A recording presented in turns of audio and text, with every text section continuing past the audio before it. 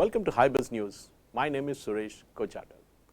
In a relief to banks and financial institutions, the Supreme Court on Thursday held that a provision of the SARFAESI Act empowering district magistrates to take possession of secured assets of defaulting borrowers within 60 days period for handing them over to the lending FIs was directory and not mandatory in nature, and banks cannot be made to suffer for the long delay on the part of the government officers.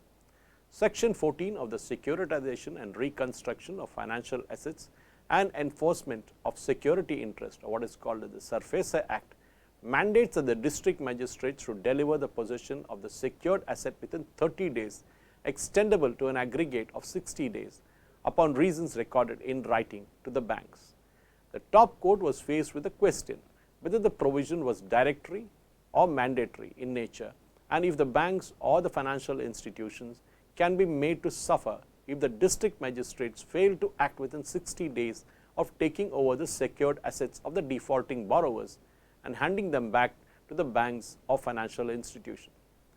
A bench of Justice L. Nageshwar Rao, Hemant Gupta and Ajay Rastogi upheld the Kerala High Court verdict, which has said that the secured creditor would be adversely affected if the provision is construed as mandatory and not directory, as it also delay the process of taking the physical possession of the assets.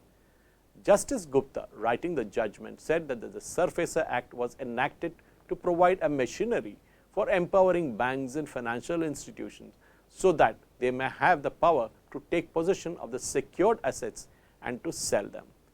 The Debt Recovery Tribunals Act was the first enacted one to streamline the recovery of public dues,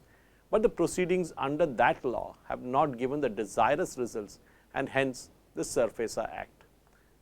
That act, which was enacted referring to the judgments of the top court, said the purpose of the act pertains to the speedy recovery of dues by banks and financial institutions.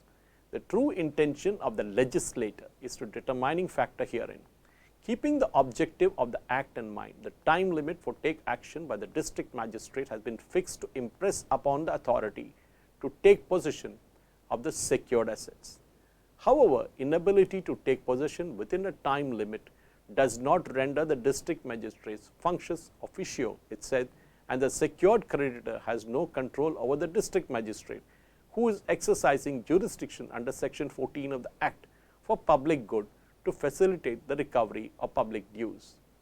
Therefore, section 14 of the Act is not only to be interpreted literally without considering the object and purpose of the Act.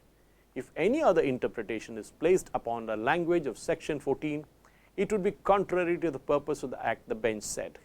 The time limit is to instill a confidence in creditors that the district magistrate will make an attempt to deliver possession, as well as to impose a duty on the district magistrate to make an earnest effort to comply with the mandate of the statute to deliver the possession within 30 days and for reasons to be recorded within 60 days, it held.